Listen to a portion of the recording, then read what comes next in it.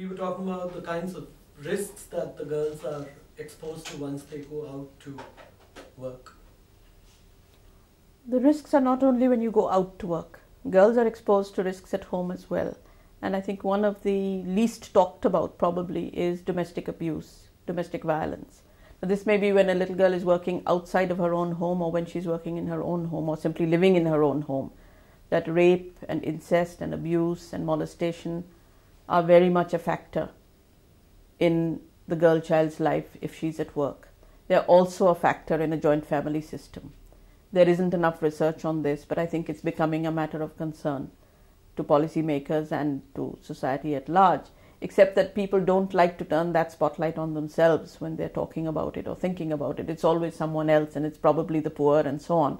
But I think some of these social attitudes towards girls and towards the vulnerability and the sort of non-status of women in general is reflected in a lot of straight molestation and abuse of girls in the work setting.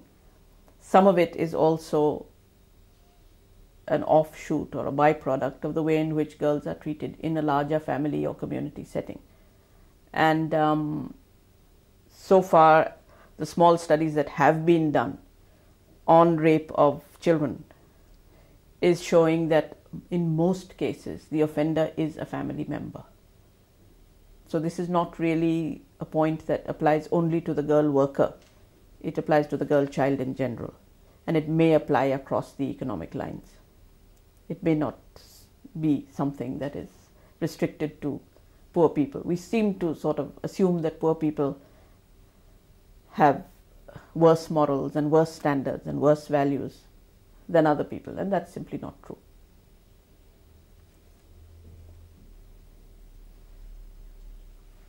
Now, something that we've talked about earlier also. What is the silver lining, Mrs. Ismail? Tell me how successful are the efforts of the NGOs and the UNICEF and the government in alleviating the lot of the girl child?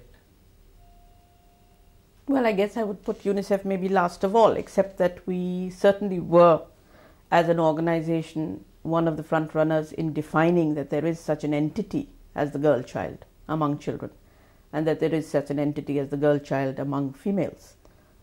Girls have somehow fallen in no man's or nobody's land between children and their rights and needs and women and their rights and needs. So it hasn't really been a subject that has been the concern either of the child development or child welfare movement or the child rights movement or of the women's movement. As a result, a lot of things haven't happened that could have happened in years past. What's the silver lining now? I would say that as of the last 15 years or so, maybe 20 years, there is a recognition that a girl child is an entity in society who deserves affirmative attention, who deserves recognition, not only because she's almost half the children, though that is reason enough, but also because the disparities are too sharp to be ignored.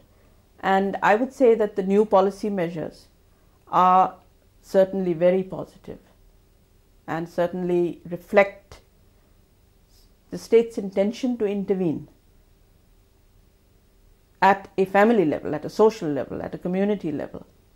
And therefore they open the door to what one hopes would be some new currents of social education.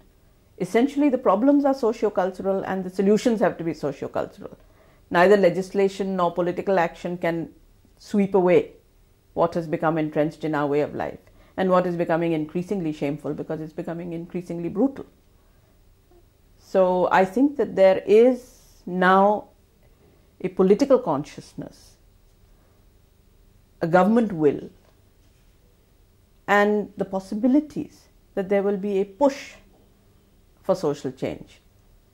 NGOs haven't yet moved into as active a role as they could, but one hopes that that would be happening. The girl child herself cannot answer her own needs. Women could, but women have to then adopt the girl child as their cause. They have to be more future oriented, no matter where they happen to be themselves. if they aren't more future oriented, then they will look at women's development issues rather than at the development of children as a whole and of girls in particular. So somebody has to take on that advocacy, and hopefully it will come out of civil society, it will come out of the social organizations. It hasn't yet done so, but I think the costs have to be measured in something other than sentiment. As we move towards pushing this as an economic argument, as a development argument, I think we're on firmer footing to get wider recognition of why it is important to give a girl-child equality. It isn't to be nice. But I think that our future lies in looking at, why is it of benefit to society to invest in a girl-child? We were talking about social investment a little while back. Now, do you think education as such across the board is the likely panacea to some of these problems? It's not panacea. It's probably one of the key investments that needs to be made. Supposing we do move as a country to being able to live up to the proposed constitution amendment to make education a right for every child up to 14. Well, which are the numerous children under 14 and up to 14 who are not in school? Girls more than boys. The disparity is already one that would bring girls into school. Again, then if you say compulsory education becomes a reality and we really invest in it, and we insist that with or without incentives, girls go to school, and that the content of education is also looked at, and a girl is retained in school until she is 14, well, she's going to come out a slightly different person, no matter what the social pressures on her might be. The teachers who teach her would obviously need to undergo some sort of reorientation in their training. Perhaps they would come out of it a slightly different kind of teacher. Then you'll see change. Now, does the National Literacy Mission envisage in itself some of these provisions to make sure that the girl goes to school? What we have now is the National Elementary Education Mission, which is forming up, which is taking shape, which is already reflected in government decision.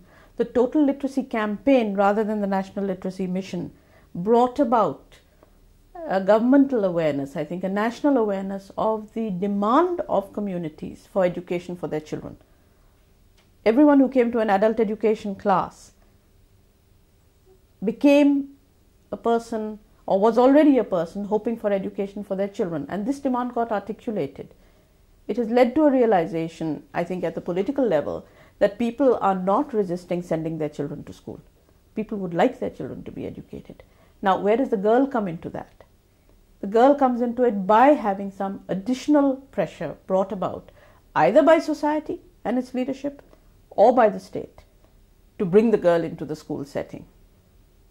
And there it is social attitudes that need to be overcome as to what a girl's role is, because a girl's role and a woman's role are all tied up.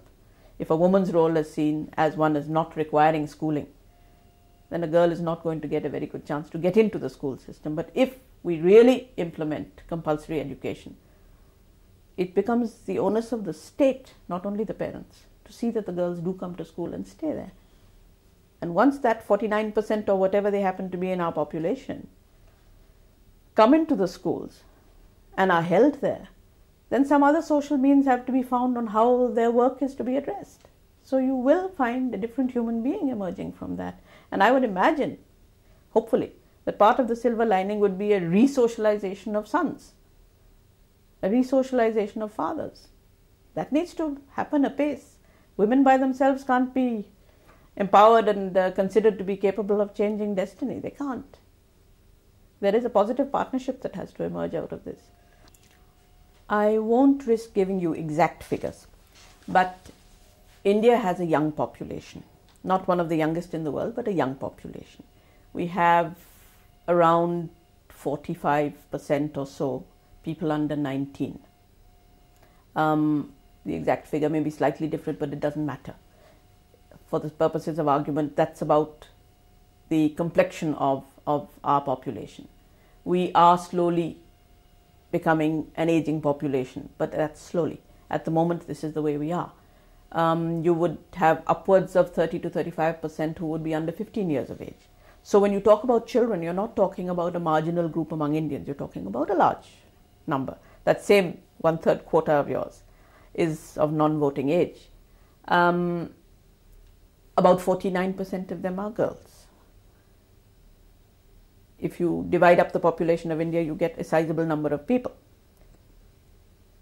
If they're not invested in, then you've got them growing up in a sense socially and politically handicapped.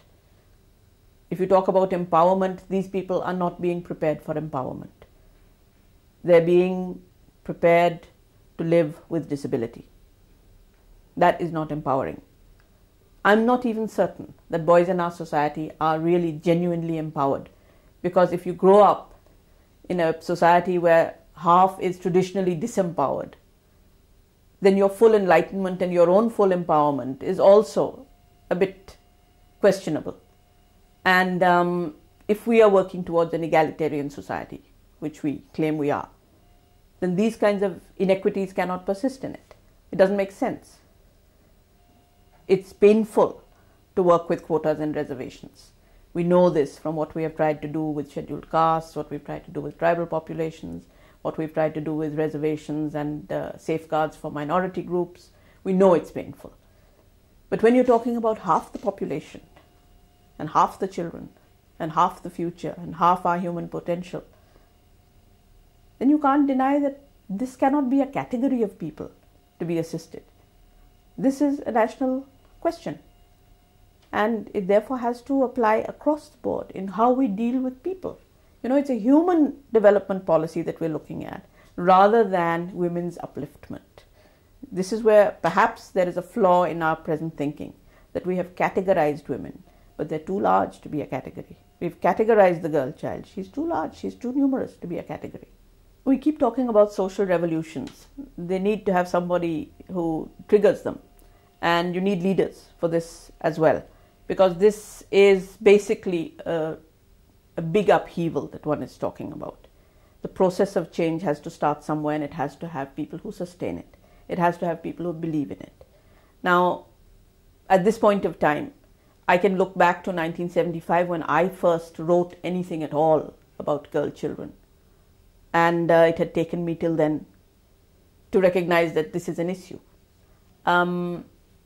And look forward from there till today and say, well, not too much has changed. And yet, at a policy level, many things have changed. There was no real policy then, and there is one now. There were no specific schemes then. There are some now. They're not perfect. They're bureaucratic. They are backed with some political will. And one would imagine they are backed by a better vision than whatever guided us earlier on, when we didn't specify what we meant when we talked about social change for the girl child or social change for children. Children can't make changes for themselves. They need to be equipped to be people who can bring about change and who can make choices. Nobody can consider themselves empowered until they come to a position where they can make a conscious choice. And a conscious choice is either an informed one or an uninformed one. The best ones are the informed ones.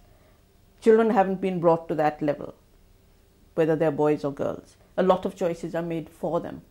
What you need now is a new set of choices. Now, who is supposed to make them? I think that it's a challenge for our socio-cultural leadership, for those who lead opinion here, for those who consider themselves role models or who find themselves to be role models, to recognize this. And I have a feeling that, as in the past, this is not going to be only women. It might be mainly women, but I don't think it's going to be only women. It needs to have a conscious set of people who say, this is not acceptable. We had that when the movements against caste restrictions and caste injustices began. We've had it in movements for land reform. We've had it in different aspects of our social and cultural fabric. There have been movements for women, and there are now movements by women. They're not necessarily addressing this status question, but this is one that I call a sort of a foundation issue. And anything to do with children is a foundation issue because it starts at the beginning of things. And if it doesn't take place, there's not too much that you can do about it later on. So what is the tangible silver lining in that case as of today? I would say that small body of people who are bringing about the changes that are getting reflected in either policy or demand. And that small body of people may include some bureaucrats, it may include some politicians, it may include some NGOs. It should include more people who are in public life. The issue needs to be politicized in the best possible way. How does that happen? Because children are not voters and they don't form part of a vote bank or something. How do they become the focus? What happens? It's a conscious decision by socio-cultural leadership. It really is. I mean, I could talk about something else. I'm interested in a number of other issues. But this one disturbs me now. And I think that when you have positive disturbance of your own conscience, you tend to do something about it. You can't turn your back on it too long. So this positive disturbance is being generated, interestingly, by certain government schemes. Interestingly, by some demands that are coming out of the human rights movement and some that are coming out of the child rights movement. That suddenly you have this large number of children who don't seem to make it. And India's statistics and its sort of indices of progress are never going to get respectable as long as this persists. So for whatever reason, there is this positive disturbance. But as I said, it needs votaries, it needs people who speak up. It might start with one person, I don't know. I'm not sure that it's one of those issues where we need a Mahatma. But as a matter of fact, the Mahatma that we did have did speak about this. And also, even if you talk about the early 19th century or the early 20th century, there have been movements specifically addressing emancipation of women. We don't see enough of those charismatic people. I don't know whether they were charismatic or they were simply too dedicated, and we tend to read about them in history and nothing seems to happen any further beyond that. I think if something unsettles you, if something disturbs you in this positive sense that I'm talking about, and you have a sort of a discomfort with the way you see things, then you either give up or you make a noise about it. And I think that what I'm hoping for, and what I do see, is more people who are making noise about it. What I don't see yet, and what I think is the next piece that would give more silver to the edging of a number of very dark clouds, would be if somebody would connect better the women's question with the question of the child. There's an empty space between understanding of women's emancipation or women's uplift and empowerment or women's right as people and the child's right as a person. And if that child is a female child, then the two things get compounded. That connection has to be made so that the energies that there are for human rights as well as for women's development and women's empowerment connect with each other. And this large number of girl children in India are waiting for that connection to be made.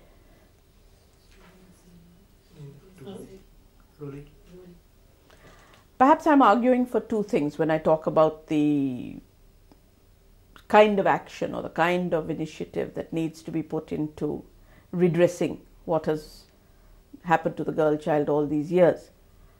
On the one hand, I'm talking about passion. There needs to be some passion in the effort to bring about a change. There needs to be enough passion to sustain committed action. On the other hand, it is not something that should be relegated to a sentimental or a welfare sort of a level of our attention. It's not a question of sentiment, it's a question of justice. It's not a welfare issue, it's a development issue. And if we look at it in terms of economic returns, in terms of productivity of a nation as a whole, then I think that we need to base it on hard facts. So maybe one of the best services that those of us who are quite prepared to be passionate about it should provide is to help uncover the facts. The more we look at the facts, the hard facts about the status of the girl child, the hard facts about where denial takes place, how much of it is preventable, how much of it is social, how much of it needs for us to change our minds and in fact make informed choices ourselves, depends on how well we are informed. Because sometimes you tell people this is not fair, but it doesn't have too much factual backing behind it. So the argument needs to be based on facts, and the facts are there. They're waiting to be looked at. So part of the effort to even discover the possibility of a silver lining is to uncover the facts. Okay, Ms. Ismail, thank you so much.